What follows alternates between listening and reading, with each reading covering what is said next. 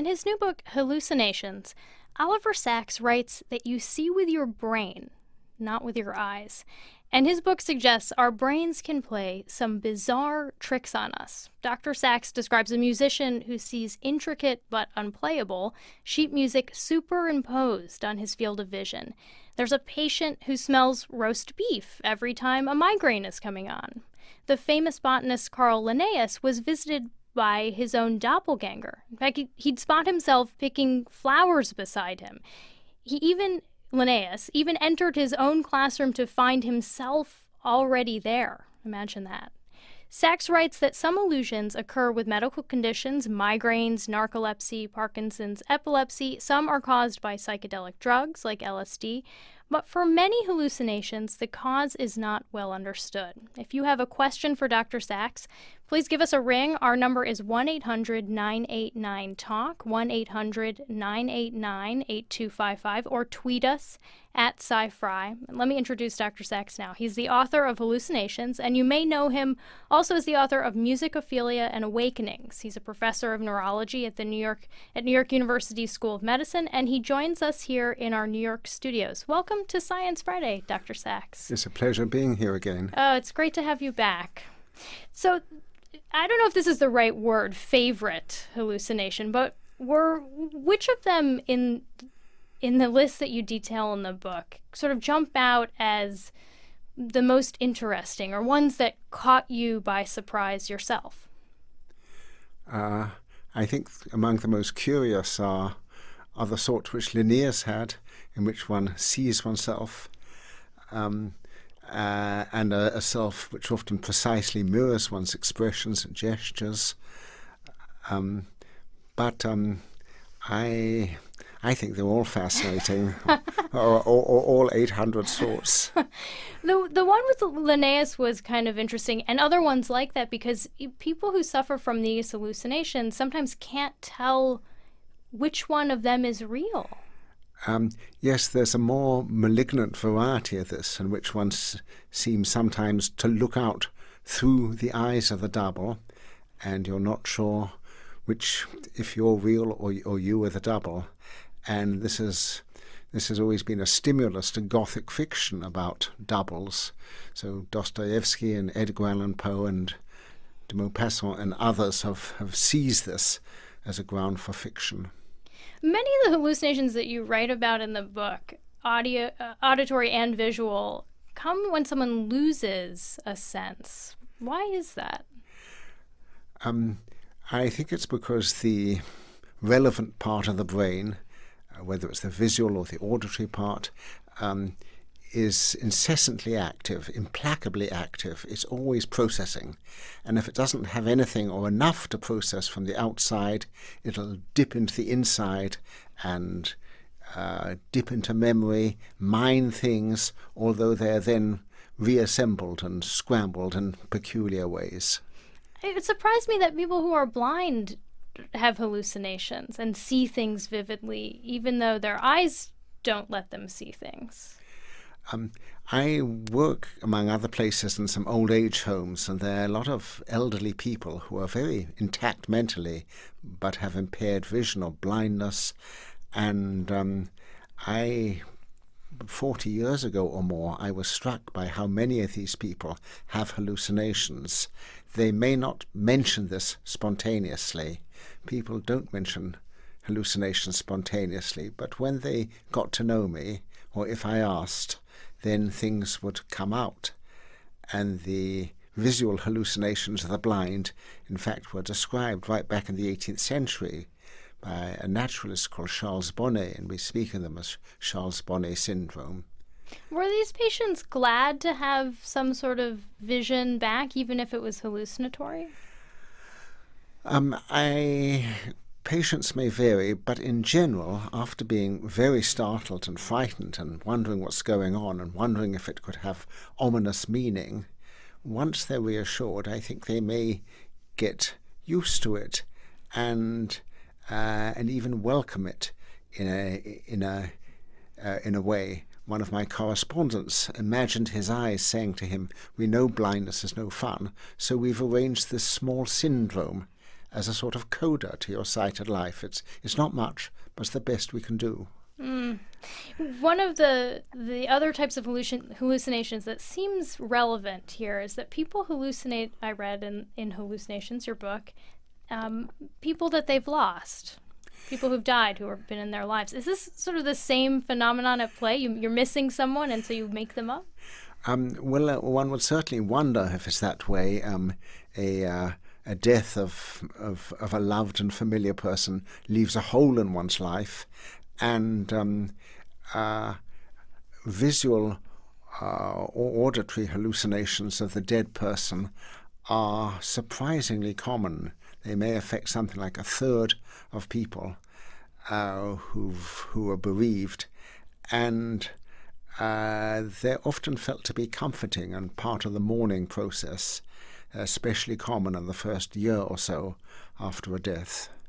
People in your book even hallucinated their dead cats. Yes, to my surprise, I have 4 cat hallucinations in the book. 2 on the basis of bereavement and 2 on other bases. I wonder if this is also, I think people notice when they're missing someone, they tend to see them out and about or mistake people for the person that they're missing. Is this related? Is that a sort of minor hallucination? Well, this is very common indeed. I know after my mother died, I kept thinking I was seeing her in the street.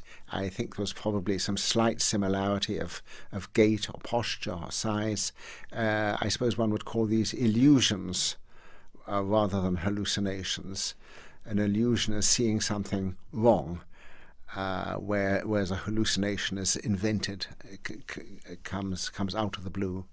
Well, do you have to see something to hallucinate it? Do you have to have had that imagery in your mind before to bring it back? Yes, I think so. It's difficult to know how, say, the congenitally deaf could imagine or dream or hallucinate any sounds, or the congenitally blind any sights. Have there been studies about cross-cultural studies? Do people in China hallucinate different things than people in Spain, for example? I think there are quite a lot of transcultural studies, and I'm afraid I'm more ignorant than I should be. It is very common for people with Charles Bonnet syndrome here to hallucinate rather elaborate, often 17th century figures in sort of foppish dress with big headdresses. I had a brother who was a physician in Australia, and I asked him to investigate this among the Aborigines there, but I didn't get a clear answer. But I think that there has to be cultural shaping of a particular sort of hallucination, though the major sorts, I think, are neurological categories.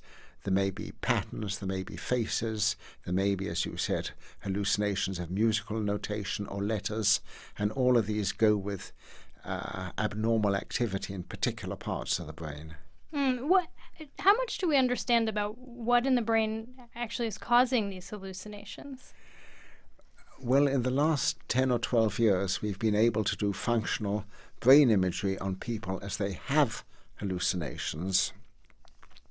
And one can find, say, heightened activity in what's called the face area, the fusiform face area on the right side of the brain when people hallucinate faces, or a comparable area on the left side when they hallucinate text. Why these areas should be activated may have different explanations. Sometimes there may actually be something wrong there, a little hemorrhage or a seizure focus. But sometimes, as with in the sense-deprived people, it's just as if normal constraints have been removed and a whole area has sort of become anarchically active and is just doing its thing. I wonder if that lets people see things that you could never see in real life, because the outside world wouldn't produce those patterns in your brain. Yes, I think this is one of the fascinating things about hallucination, that it can go beyond imagination and beyond experience. I had one hallucination myself in which I saw a colour, a sort of indigo, which I'd never seen before, and basically have never seen since. But it was cooked up by my brain. Tell us the story of that experience. Well, I was back in my relative youth. This was back in 1964. I was doing a neurology residency, and I hit various drugs over the weekends, partly for fun, partly out of curiosity, partly in the hope of stimulating some creative spark in myself. And on one occasion I developed a sort of pharmacological launch pad of amphetamine and LSD and cannabis. And when I was really stoned, I said, I want to see indigo now. And as if thrown by a giant paintbrush, a huge, trembling, pear-shaped blob of the purest blue appeared. It was both luminous and it seemed to me numinous as well. It seemed to have a sort of mystic or religious beauty. I thought to myself, this is the colour of heaven, which is an odd thought for an old Jewish atheist. But it was there for about 5 seconds, and then it disappeared. And I had a great sense of loss. Although, curiously, I did once see it again. And the second time, I had no drugs in me, but I'd gone to a concert, and I was transported by the music. The concert was near the Egyptology Gallery in the museum here, and in this transported state I wandered in, and there were little lapis lazuli amulets and so forth, and they shone with indigo, and I thought, it really exists.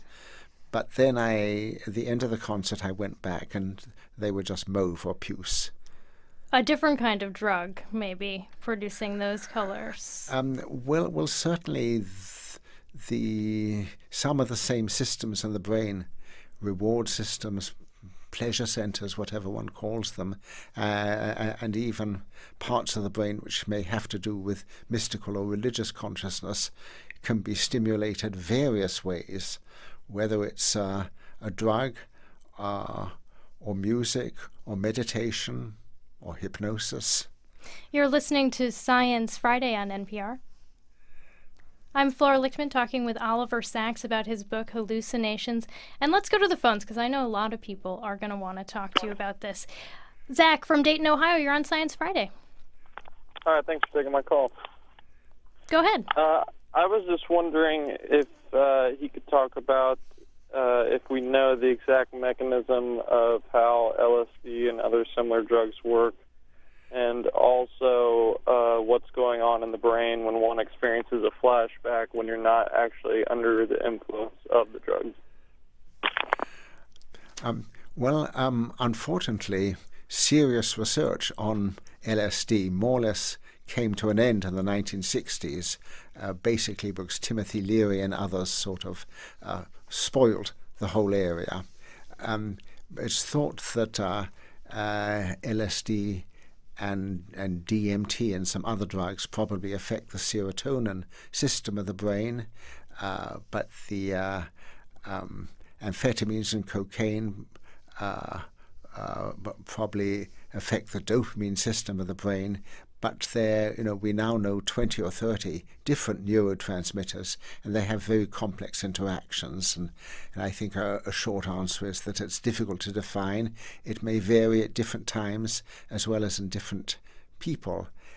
The business of the flashback you mention is very interesting and can be very dangerous. This became obvious in the Vietnam War when some veterans would come back who had been blown up or been in hideous situations, and they may suddenly feel themselves again in that situation and feel all the people around them were Viet Cong, and if they had a gun, open fire.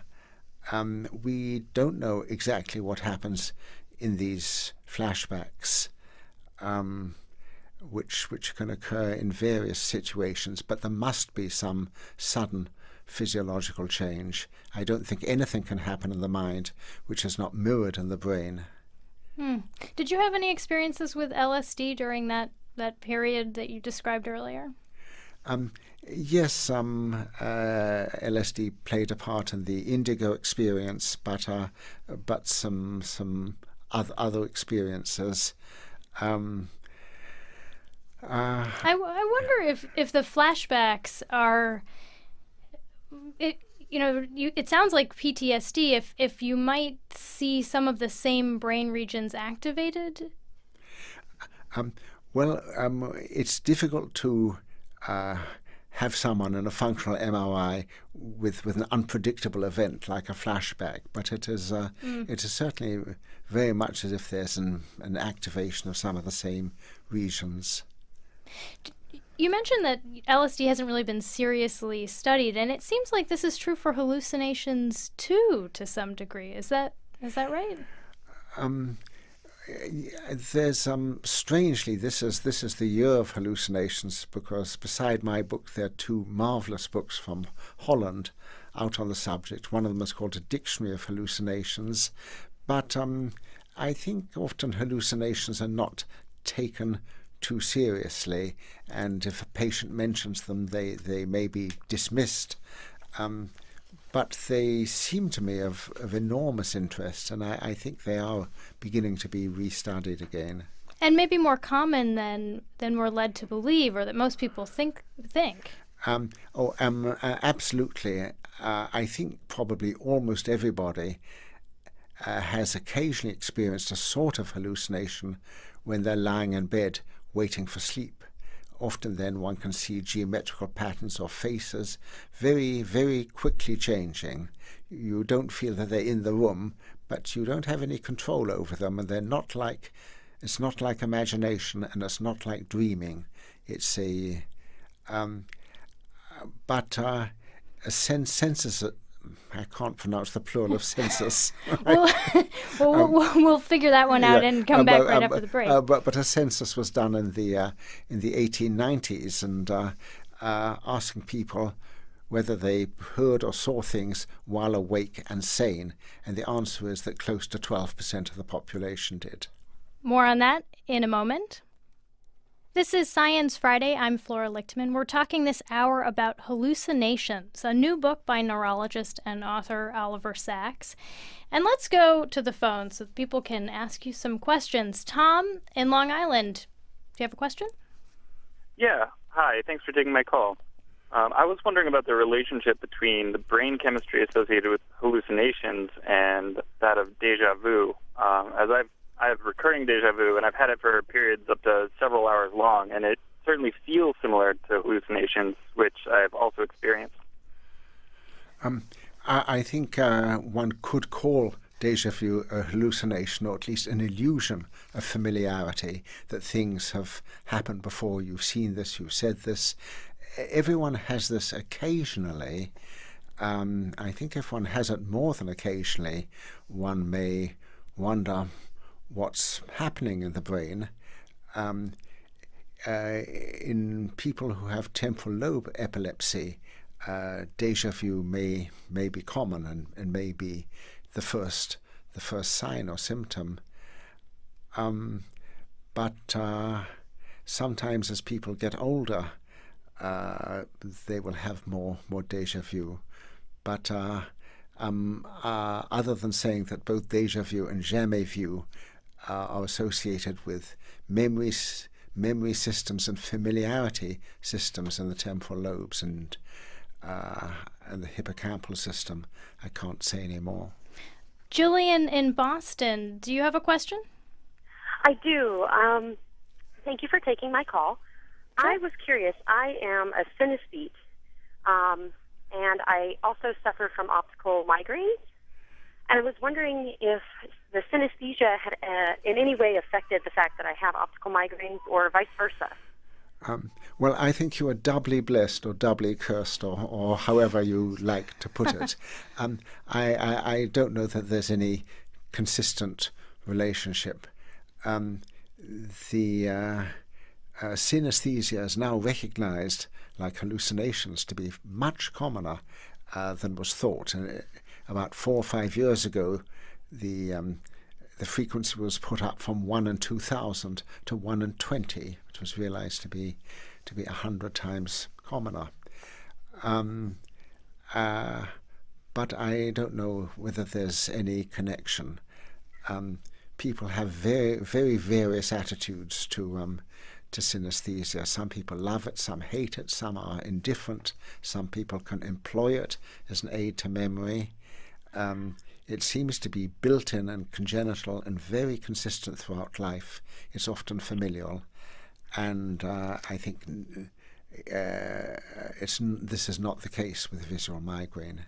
Jillian, what's your synesthesia like, if you don't mind sharing?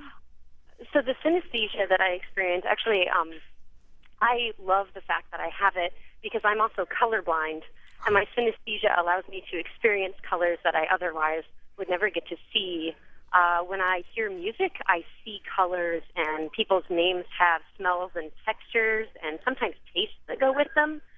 So it's a really overwhelming and beautiful experience every day for me. And an unearthly one if you see colours which you've never seen in the physical world. I know some people with this will speak about Martian colours, and one can also hear sounds and smell smells which are almost indescribable. But I'm glad you have a rich and above all enjoyable synesthesia. Thanks I am as well. Thank you for calling, Jillian. Thank you so much for taking my call. What about these olfactory illusions? I had never heard of that, but you apparently smell buttered toast, I think. Yeah, well, I also have migraine auras, and they are usually visual, but I've occasionally had other sensations. On one occasion, I smelt hot buttered toast and had almost a sort of deja vu feeling that I was a 2-year-old about to be put in a high chair and given hot buttered toast. This occurred when I was in the hospital, and I was sniffing constantly and went in search of hot buttered toast, which I couldn't find. It didn't quite occur to me then that it was a hallucination. I thought I was just associating to something which was there. But the second time, I was driving on the Bronx River Parkway, and there's no hot buttered toast there. Olfactory hallucinations are common and, in fact, diagnostic in a certain sort of epilepsy.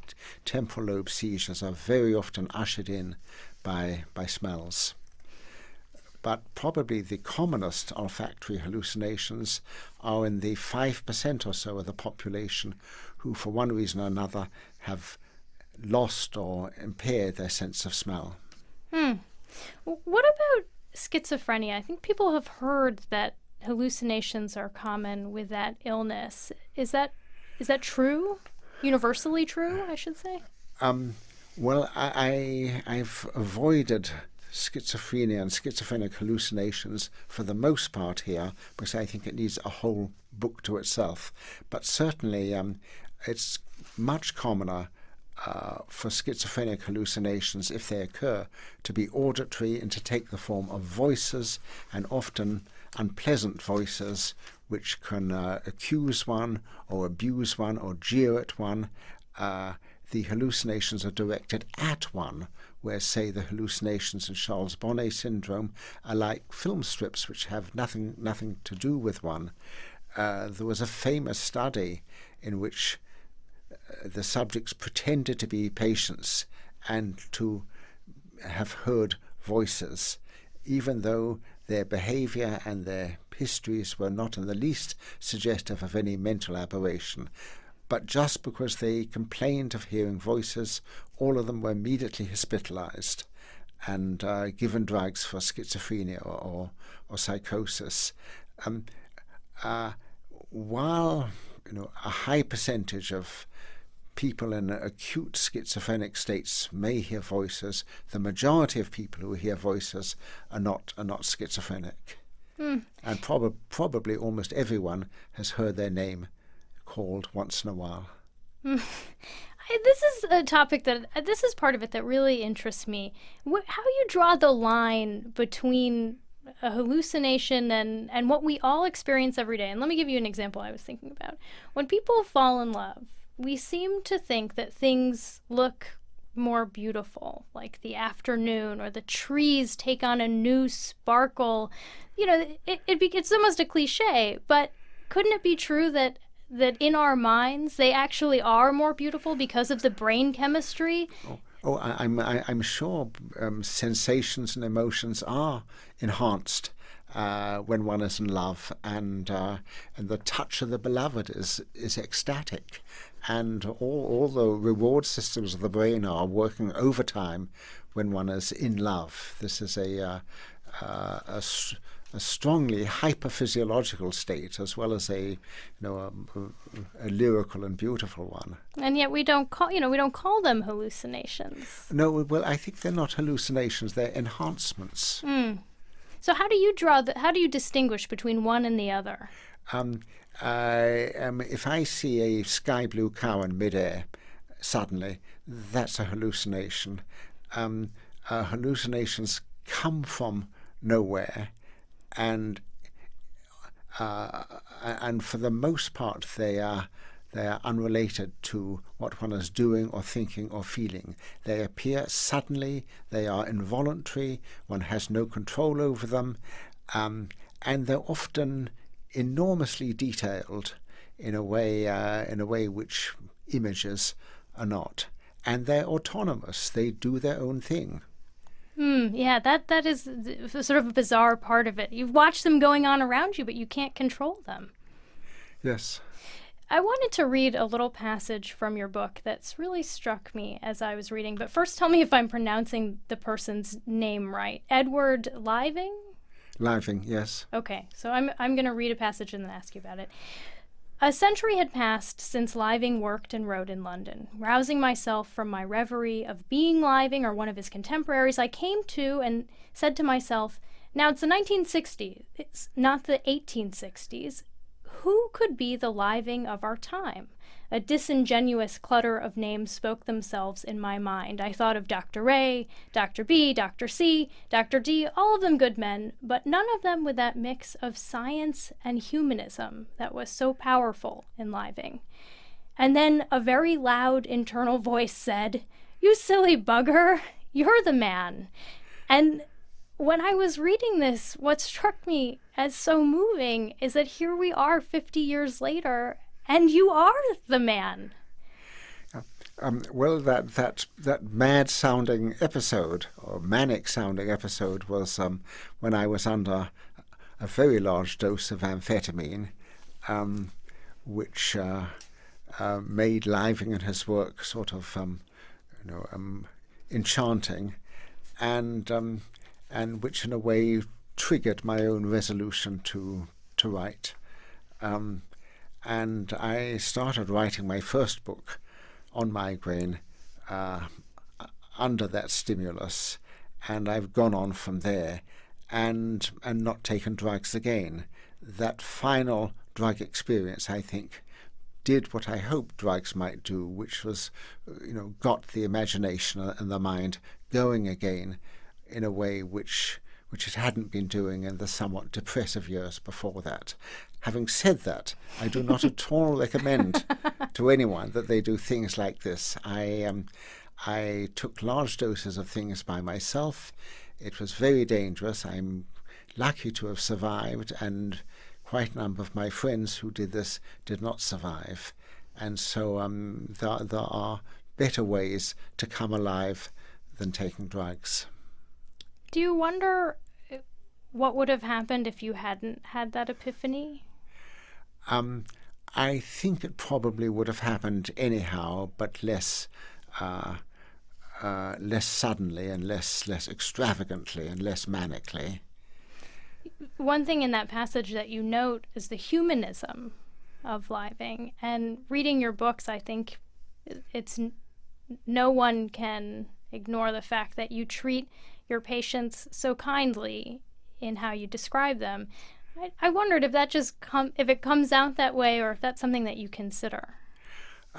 Well, I saw this with my parents, who were both physicians, and how often their patients would become very dear to them, although this dearness must never compromise one's judgment.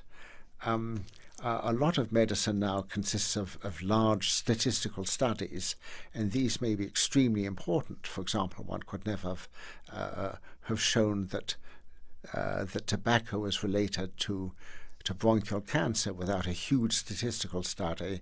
But for myself, the individual person and their story is always central, and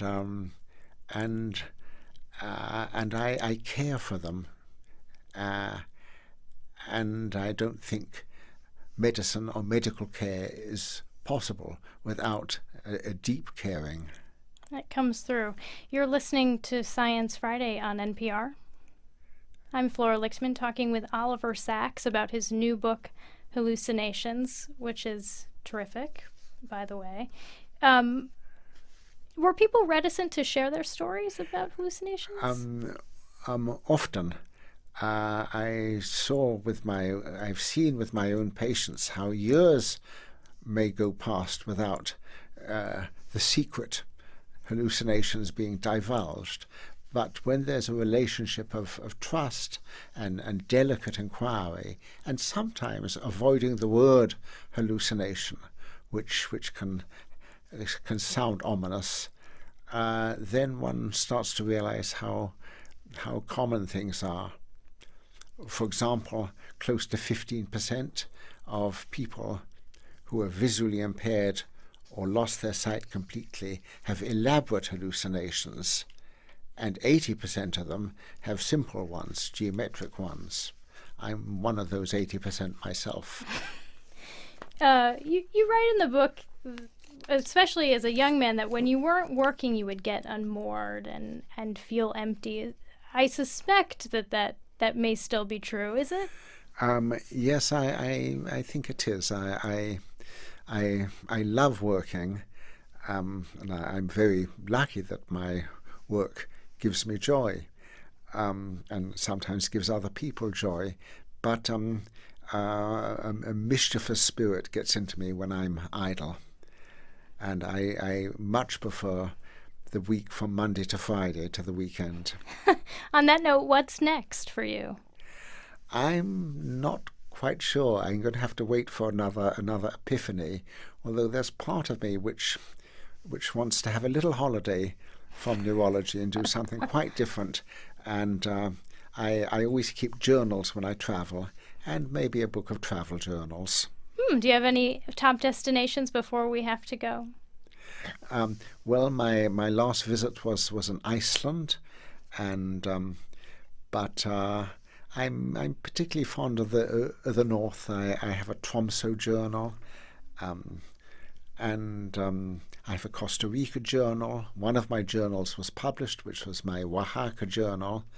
But I love reading journals, and I love writing them.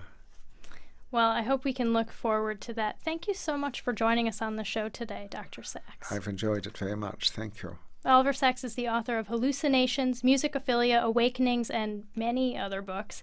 He's also a professor of neurology at New York University's School of Medicine.